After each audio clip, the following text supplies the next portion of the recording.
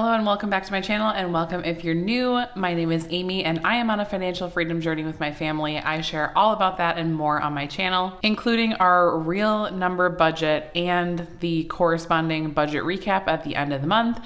So today we are going over our March budget. We are going to talk about what we actually spent. March was a really good month. We actually went on vacation, so it was such a fun month. And our budget was actually pretty good because we were gone for a week. So it kind of feels like cheating because we were not even here for an entire week. So we definitely had that to our advantage as far as our budget goes. But let's go ahead and get into it. So for March, we budgeted for our W-2 income, which is just my husband and I's regular income. And we actually both had extra paychecks in the month of March. So we had significantly more income than we typically do. And we had budgeted $10,800, and that was right on track with what we received. Then we also had our side hustle income. So I never budget for this money, but we do typically receive some sort of side hustle income every single month. And this month that was $267. So that was an additional $267 in our budget, which left our total income at $11,067. So let's go ahead and see how we spent that money this month. Again, like I said, it was actually a really good budget month, but it kind of almost feels like cheating because we weren't here. So I don't know how to feel about it, but I am happy that we really did not go over on any of our categories this month. So our mortgage, we had budgeted $2,100, and that is actually what we sent. If you guys have been around here for a while, our mortgage is actually less than this, but we do send a little bit extra every single month to principal. So we send about $100 extra every single month. So that's just an easy way for us to pay a little bit extra on our mortgage every single month, which is something that I feel like is very controversial on my channel because a lot of people don't believe in paying off your mortgage early, especially if you have a lower rate, which we have just over 4%. I think our interest rate on our mortgage is like 4.125. So it is on the lower end, but again, part of our retirement plan is to have a paid off mortgage. So that is a goal for us, and to each their own. I would never tell you guys that you need to pay off your mortgage early or that you shouldn't pay off your mortgage early. I think that it's a personal decision. For us, I feel like the comfort of having a paid off home is worth doing, in my opinion, for us at least. So that is where we're at with that. We're just trying to pay a little bit extra right now. And one of our goals for 2023 is actually to pay a bigger chunk towards our mortgage, but we will see if and when that happens. Then I normally would have our cell phones, but we do actually use Mint Mobile. Both my husband and I use Mint Mobile. And with Mint Mobile, you actually pay annually instead of by the month. So we actually pay for the whole year at once, and actually mine is coming due in May. You guys will see that in the May budget for my Mint Mobile plan, which will be renewing in May for the whole year. So stay tuned for that. But if you guys want to check out Mint Mobile, I always have a link in my pinned comment in the bio if you guys want to check it out. We love Mint Mobile. It's been awesome for us and has saved us so much money every single month, not paying a ton for our cell phones. It just frees up so much money on every single month. So definitely appreciate that. And if you haven't already, go check that out if you want to save a little bit of money on your phone bill. Next up, we have our subscriptions. So this is actually just Netflix and Peloton. So I just combine them on here for ease. And that's $54 a month for both Peloton and Netflix. We do have a Peloton bike that we paid in cash for a few years ago. So we just pay the monthly membership fee for the Peloton. Then we also have our utilities, which this month was internet and electric. We did not have a water bill this month. Our water bill is only quarterly, so we don't have to pay that every single month. I had budgeted $335 for our electric and internet, which, let me look here. I had budgeted $275 for our electric and gas, and I had budgeted $60 for our internet. So that actually was a little bit less. We ended up spending $306, which was $60 for internet and $246 for our electric and gas, which was a little bit lower than I expected, which was great. I always try to over budget for that because we're still trying to get used to our new house and the utilities here. It's been quite an adjustment. We do have a bigger house than we used to, and so it's been a little bit more than I expected, but also then some months I feel like are a little bit less. It's kind of been all over the place. So yeah, we're still trying to figure it out. we actually aren't even eligible to do like the budget billing, which if you guys have been on my channel for a long time, I've talked about that before. I'm not a huge fan of doing budget billing personally. I would just rather pay what we owe every single month than like do the budget billing and then like if you overpay and then underpay, I don't know. So for now, that's just working for us for our utilities. Next up, we have Amazon. So we did have our Amazon annual come out, which I budgeted $145. I couldn't remember what it was. It was actually $140. It was like $139 something, which gave us an additional $5 back in our budget, and that was at 1.3% of our income for the month. Next up, we had preschool for my daughter. So my daughter does go to a preschool program a few days a week, so that was $760, and we actually spent $760. So yeah, we are out of vacation days. So we actually had to pay for daycare even though she wasn't there for an entire week, which stinks, but honestly, that's just part of daycare. Like a lot of the times we have to pay for her if she's not even there, like for holidays and stuff like that. So that's just the way that it goes. We did use a lot of our vacation days over like the holiday season, like Thanksgiving, Christmas, that kind of time period. And I think they reset in a few months. So yeah, that's where we're at right now. We had to pay it, which is fine. Just kind of stinks. But if you guys have kids in daycare, you probably understand they need to pay their employees, and I totally get that. So giving is our next category. We have a recurring donation to St. Jude for $100, and that doesn't change. So that was at $100 at 0.9%. Then we had our spending. So we did give each other the regular personal spending money this month. I didn't really spend much of mine because we were gone, but I will just roll that over to the next month. So we actually keep these in like our personal checking accounts, and then we can either save it or spend it or do whatever we want with it. That's just always what has worked out for us. And it is nice to have some like spending money of your own that you can just spend on whatever, and you don't have to like budget it or explain it or anything like that. So it's just nice to have like some extra cash for yourself. Then we had gas, which we did spend a little bit on this. So we had budgeted $175. We did go under budget a little bit, $153. I actually thought we were going to be more under budget than this because we were gone, but I don't know. I think we did some extra driving when we were here. So 1.4% of our income at $153. I do want to mention quickly that you will not see any of our vacation spending in this budget. I'm actually planning to film a separate vacation reconciliation budget recap this weekend. So I'm hoping to post that on Sunday. So it'll be like an extra like bonus video. I just thought it would be fun to do it separately.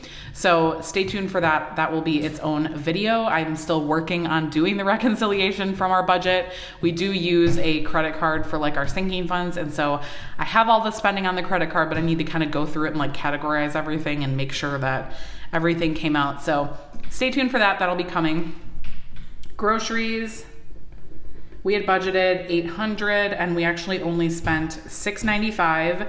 So this was a category I kind of knew we were going to be under because we were gone. So like we really tried to eat all of the food that we had and just completely like get it down to basically zero before we left for vacation. So there is a chance we might go over in April because of that, because like we started April with basically nothing because we got back on the 28th of March from vacation. And so we basically had nothing. I had to do an order right away, like the 1st of April. So we went to Costco. We did like a grocery pickup at Aldi. And so I have already spent a significant amount of April's budget, and we're barely into April. So it'll be interesting to see how that goes. But we did save quite a bit in March, which I was really happy about. Then we have our fun and kids budget. So we had budgeted $100. I actually only spent $50 because again, we were gone and we did a lot of fun things. So I didn't feel like we needed to do a bunch of fun things other than a vacation, because obviously we were having tons of fun. We did so much stuff on vacation, and I'll talk a little bit more about that when I do the vacation recap, because obviously like I'll explain what we spent money on. So you guys will kind of get some insight on like how we spent our money on vacation and what we did. So we did a lot of fun things. We did spend $50 the rest of the month on fun stuff or for our kids. I actually don't remember what this is from. I think it was something for my son for school. So that's where we're at for that. Miscellaneous, we budget $200. This is just for anything that doesn't fit in any other budget categories. We only spent $140, again, because we were gone. Like it just gave us less of an opportunity to spend money, which was really good for our like normal budget, but our vacation budget, You guys, it was expensive, okay? I'm gonna give you that little sneak peek that it was like more than I thought it was gonna be, which I'll talk about in a second as well. So dining out, if you guys have followed me on Instagram, which if you don't, go follow me on Instagram. I always have it linked in my bio if you guys wanna check out my Instagram. But if you follow me on Instagram, you know that my goal for March, or one of my goals for March, was to not eat out other than vacation. Well, that did not happen, unfortunately, but we did not spend a ton. So we were still pretty under budget. We're still doing really good with eating out this year, minus when we were on vacation. Obviously, like we ate out a lot on vacation, but that's kind of, I think, different. Like we don't really have a choice. We did buy food as well. So we didn't like eat out entirely the entire time. We did buy like breakfast and lunch, and we pretty much ate out every night for dinner. So we did spend $118. I think we ate out like four or five times, I think. So we did kind of fail on that goal, but that's okay. I knew it was a little bit of a stretch, especially because as we were preparing for vacation, we were trying to clean out our food, and then like we had to eat out the last night before vacation because we literally had nothing. Like we didn't even have a frozen pizza or anything. So yeah, it kind of comes with the territory. I should have known better than to like think that I could completely not eat out for the entire month other than vacation, because I just feel like it wasn't gonna happen. But that's okay. Again, we were pretty under budget, so I'm really happy about that. Then we have our sinking funds. So I did a little bit different than what I had planned on for one of the sinking funds, which I'm sure you can probably guess which one that is because we did overspend, and that was on our vacation sinking fund.